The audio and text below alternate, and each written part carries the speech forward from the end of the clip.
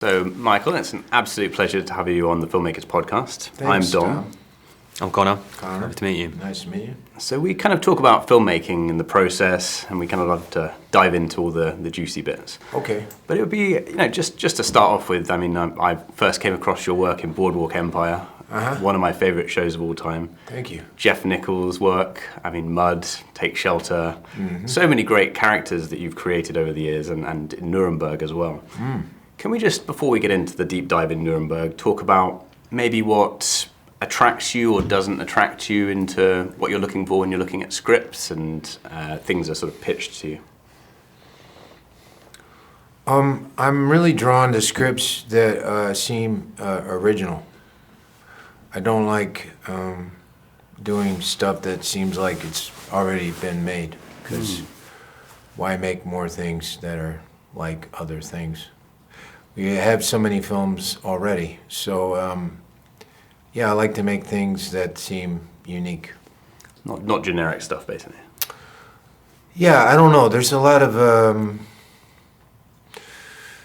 people rely on formulas a lot in this business because it's a business that's largely propelled by fear and anxiety and wanting to make money. So when something works, they just beat it to death. So I prefer not to do that. Yeah. If you could talk a little bit about, on that note, what you're looking for in the character themselves, for example, Robert Kelly. Is there something in a role that really attracts you, a common thread? Gosh. I've played so many different people, so it's hard to say what they all have in common. I like green and I like orange, and I guess what do they have in common? Yellow.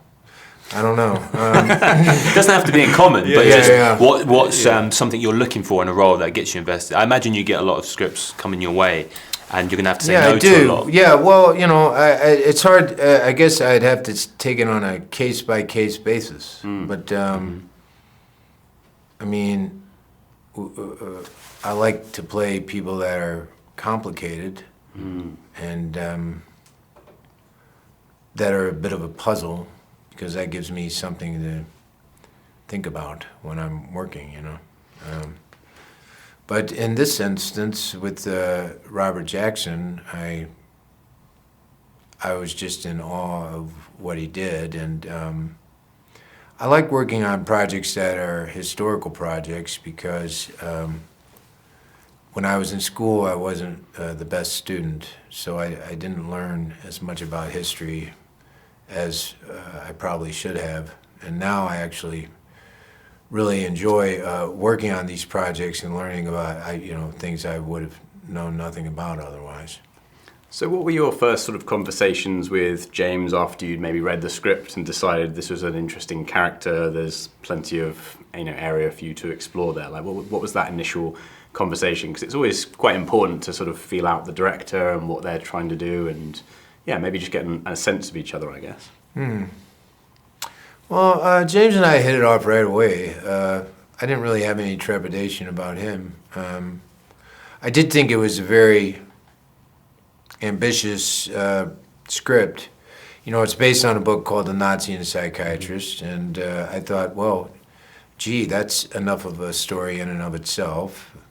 You could easily just stay in the cell with Goering and Kelly the whole time, and then Jackson actually isn't in the book hardly at all. So I thought, wow, this is going to be a lot to try and merge these two stories. But I thought he was pretty agile in the way he structured it, and he assured me that he'd make the space in the room to fit it all in there, and it seems like he did. So I wanted to ask a little bit actually about the research you mentioned, because a lot of our listeners are actually actors as well. Okay. So they'll be fascinated to know your process. For example, with research, how far do you go? You're playing a certain position maybe you've never done before. It's a historical time frame. There's a lot you could research and try and understand, almost too much. So how do you strike that balance? Oh gosh, I really just focused on him, on Jackson, on learning as much as I could about him. It's an interesting point. I didn't study as much about the specific history of that period outside of it, how it pertained to him, because I mean that could be an endless pursuit. I mean there's so much going on, and Yes. So I tried to stay focused on, I mean, even in Jackson's own life, this is just one sliver of what he accomplished and what he was a part of. So I really tried to stay focused on this particular event, because this event is enough for anybody to try and contemplate. Absolutely. I wanted to ask as well, Dom, so when it comes to playing a real life character, do you approach that differently? Do you try and find an essence? Are you looking at the physicality? What's your way into playing a real person? Yeah, well, I don't know if I'm not trying to impersonate Jackson. Even in that subset of real life characters, there are different departments. There's when you're attempting to play Elvis Presley is very different than when you're playing Robert Jackson, because I don't think many people honestly know who Robert Jackson is, and so it was more about trying to capture his spirit. I wasn't trying to emulate his voice or necessarily even resemble him in any way. So talking a little bit about the psychology, because I think all your characters, they've got so much going on in their mind and their behaviors. And I think something you do really well is when you sometimes struggle or you falter, there's a moment in the end kind of court scene where your character sort of has this moment where he's not, receives a blow, I suppose, when Goering sort of fighting back against him. Was that something that you'd always sort of planned for that scene into his sort of behavioural roadmap, or was that something you kind of found on the day? It'd be nice to sort of know how you sort of approached that scene and that sort of culmination of his character, I suppose, in my eyes. Yeah, I don't tend to pre-organize my performance much. I don't know what's going to happen. As an audience member, I guess because I've been doing this so long, it's pretty obvious to me when I feel like I'm watching someone who's been looking at their facial expressions in the mirror.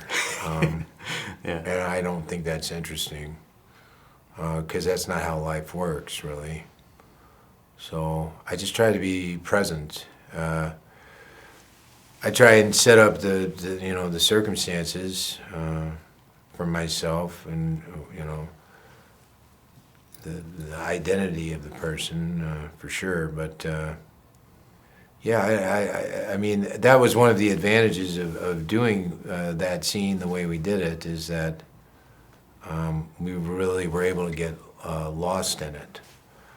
The most challenging aspect for me in film really isn't long scenes. I love long scenes. The hard scenes for me are when it's like an eighth of a page and says, he scratches his nose, like, because it's just so quick, and you don't get to forget what's happening. I like to forget that I'm acting or shooting a movie or any of that. And how does that sort of work in terms of rehearsals and maybe like script read-throughs and discussions? Like, do you like to not overwork things or over-discuss in advance? It sounds like you're very good at sort of staying open and working with things on the day. I mean, if it's up to me, we shoot the first take every time. You don't rehearse. I like this thing that I've heard Clint Eastwood does, where a lot of times he'll shoot the rehearsal without telling the actors, and then he'll just move on. Like, yeah, that's pretty smart. It's pretty smart. Yeah. If you've done your preparation, then I think you're better off not. A lot of times I feel like when people are standing around talking about stuff before they roll on something, it's just they're just stalling for time, you know, because they're scared and they want to be less scared. And I like being scared. It's something to use, isn't it? Well, yeah, I mean, life's terrifying, isn't it? Definitely. So, I mean, I hear you come from a theatre background. So did that play into something like a court case scene, longer takes? Is that somewhere you feel more comfortable, as you mentioned, you're not so... Yeah, I'd like to do one of those crazy movies where it's all just one take. Or what was that show they just had with Stephen Graham? Adolescence. Yeah. Yes. I'd be down for something like that for sure. I would be down for that, but nobody's brought it to me yet. You might have a load of indie Yeah. directors Yeah, well- trying to get you after listening to this We'll have podcast. 100 offers for one take. That'd be amazing. Funny you should say. I've actually just had this. Yeah. I've written it for you, Michael. Yeah. Were there any scenes in this movie, particularly Nuremberg, where I don't know, there were some challenges for you, and it could be from a production point of view, or it could be from the character, or maybe just the being in the film and scheduling and that kind of thing. Is there anything that sort of sprung to mind? It could be on this, or it could be another movie, like challenges that you've maybe had on in the past. Oh, yeah. Well, sometimes you're trying to do more than one project at the same time, or going back and forth between things. I remember when it was very early in Boardwalk Empire, and then I got the part of Kim Fowley in The Runaways, and I was going back and forth between Nelson Van Alden and Kim Fowley, which was a very weird thing to do. I mean, they're pretty different people. And I remember I didn't have a lot of time to prepare for The Runaways, and I went out there for my first day of shooting, and I had my Nelson Van Alden haircut. And we're like, well, that won't do. That's Kim Fowley. That's not what his hair looked like.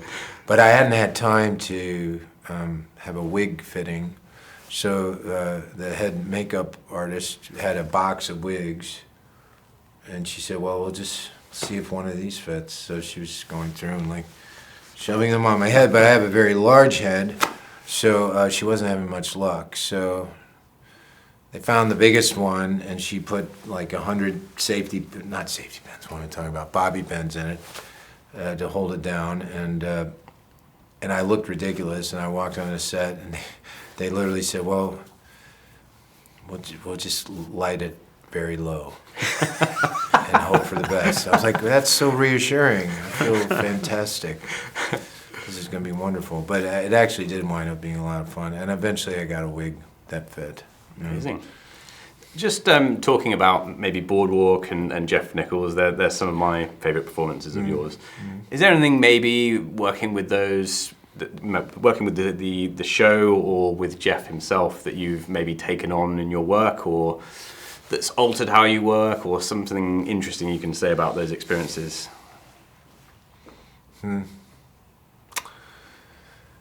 Yeah, I love working with Jeff. I love it to smithereens. I don't know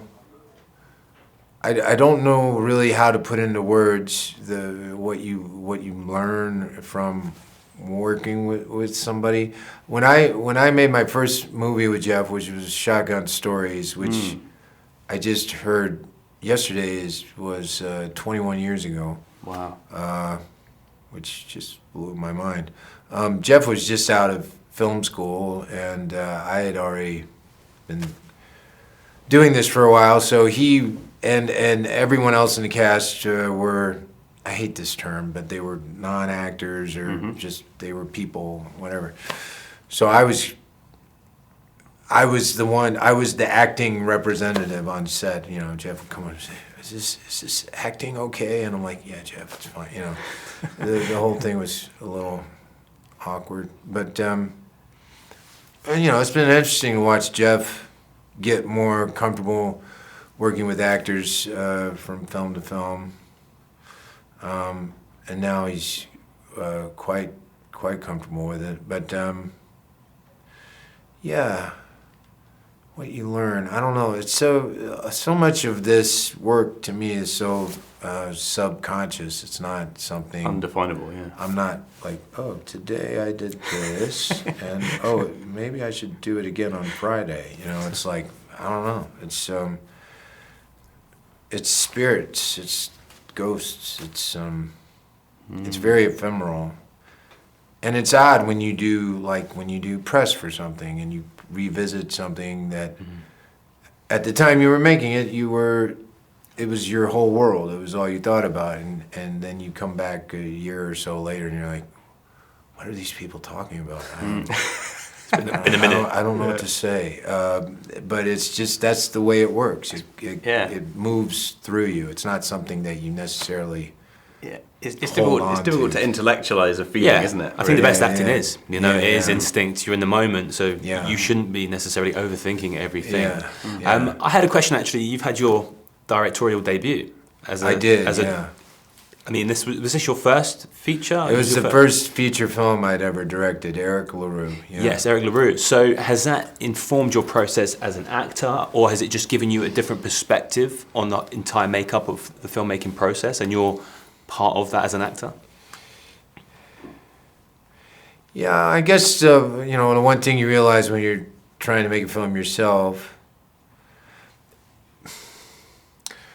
it's easy when you're acting in a film and the director comes up and they're saying, "No, okay, that was good, but can you think about this or that?" And you're like, "What? It wasn't perfect? I thought it was perfect." Oh no, they don't like it. And to be very, fragile or whatever. But I think when you realize when you're directing, it's like, no, everything's beautiful. I'm just looking for choices, or I just want to make sure we leave no stone unturned while we're here. And so, finding a way to communicate with actors where they don't feel, threatened by you asking for a different possibility or outcome or choice or whatever, and just realizing, I think it makes you a little less fragile at the end of the day. You see, when you direct, you see every aspect of filmmaking, like all of it, in a way that you don't when you're an actor. Do you have any examples of direction that's either been good or bad off the top of your head? Something that I've received? Yeah.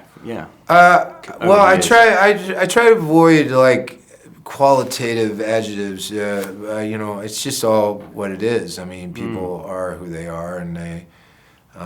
But people have said strange things, things that I thought were funny. Like one director once said, "I just want you to do something I can put in the movie."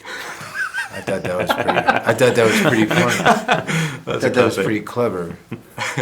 Or once I did a take for Werner Herzog, and he came in afterwards and he said, "That was quite lame." I like that one. Classic Werner. That was quite lame. I think we've got to pretty much wrap up. Any last questions, Conor? I suppose a lot of actors, again, will be hanging on your every word. You're an actor's actor. I went to drama school. Everyone would Where'd you go? I went to somewhere called Arts Ed. Arts Ed, okay. It's in London. Oh. And I think a lot of actors right now are struggling, and they're going through a tough time. They haven't necessarily been working too much in recent times. Oh. Have you got any advice just navigating the hard times in the industry? Oh, well, that makes me sad. But we all came from somewhere. Yeah. It's kind of hope as well. I think. Hope, I suppose. Because there must have been a point in your career where you weren't getting loads of roles coming through. You were sort of a bit more starting out. You were like, okay, should I be in this? Am I going to get that big break?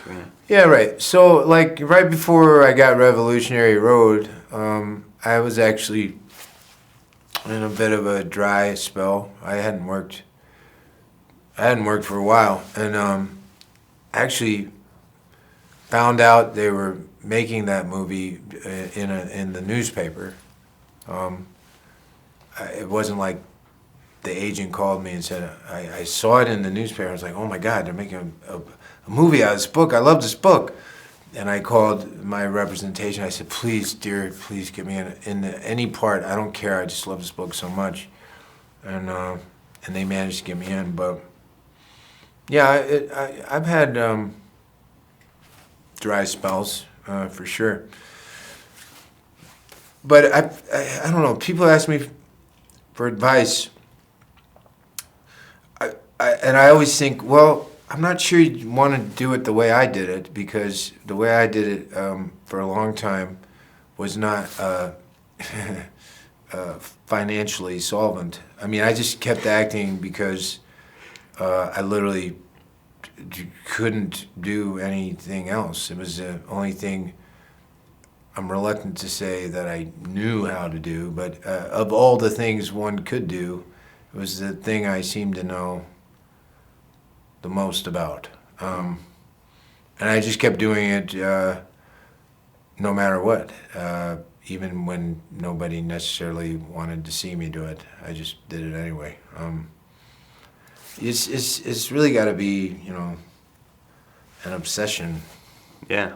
It can't be a choice. Yeah, absolutely. It's not. Yeah, it's not.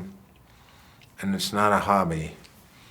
Yeah. And also, I think people can take from that you took some action. You took things into your own hands to an extent. You saw the role. You picked up the phone to your agent. Yeah, so, when I was in Chicago when I started out, I did a lot of non-union theater, and I would start little theater companies, produce plays and coffee houses and things like that, and I was just always doing something, no matter what. Just didn't stop. Amazing. Thank you so much, Michael. It's been an absolute pleasure to chat to you. Thanks, Tom. Thanks, Conor. Thank you. Nice Appreciate to it. meet you. Keep enjoying watching your movies. Thank you.